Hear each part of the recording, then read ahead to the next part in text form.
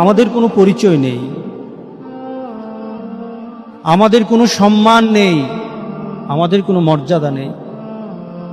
আমাদের একটাই সম্মান, একটাই মর্যাদা, যে আমরা আল্লাহকে ভালোবাসি,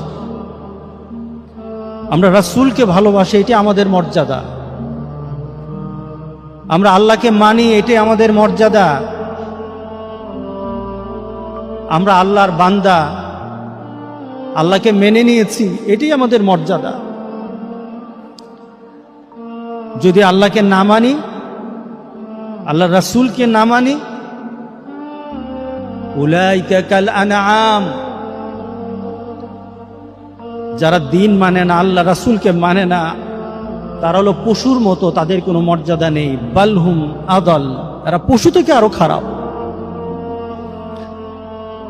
সুতরাং আমাদের মর্যাদা, আমাদের সম্মানকে আল্লাহর সাথে যখন আমরা মিলাতে পারবো, মর্যাদা বাড়িয়ে দিবেন, সম্মান বাড়িয়ে দিবেন। সম্মানের মর্যাদা কতটুকু হবে? বান্দা চাওয়ার আগে আল্লাহ বলবেন, বান্দা তুই কি চাস? এটাই তো আমাদের মাবুদ, তিনিই তো আমাদের রব, তিনিই তো আমাদের সব। সুবহানাল্লাহ, সুবহানাল্লাহ। ইব্রাহিম আলাইহিস সালাম আগুনে পড়ে গেলেন, আগুনে ফেলে দেওয়া হলো। আল্লাহর কাছে কিন্তু বলে নাই, মাবুদ তুমি আগুন থেকে বাঁচাও। ইব্রাহিম আলাইহিস সালামের চিন্তায় ছিল, আমি যেই রবকে মানি, এই রব আমার প্রত্যেকটি মুহূর্ত আমার দিকে তাকিয়ে থাকেন।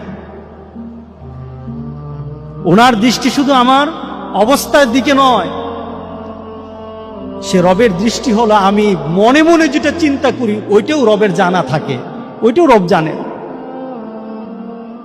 সুতরাং আমি আগুনে পড়ে গেছি, আমার রব দেখে না, এটা তো নয়। আমি বিশ্বাস করি যে আগুন যিনি সৃষ্টি করেছেন, আমাকেও তিনি সৃষ্টি করেছেন। আগুনের ঝলসানোর ক্ষমতা উনি দিয়েছেন আগুনকে।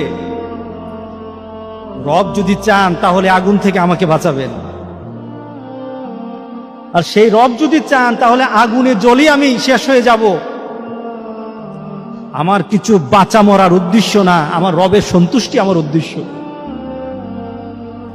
আল্লাহ সুবহানাহু ওয়া তাআলা তার মনের চাহিদা কি বুঝে ফেললেন। মনের চাহিদা, মনের যে আবেগটা,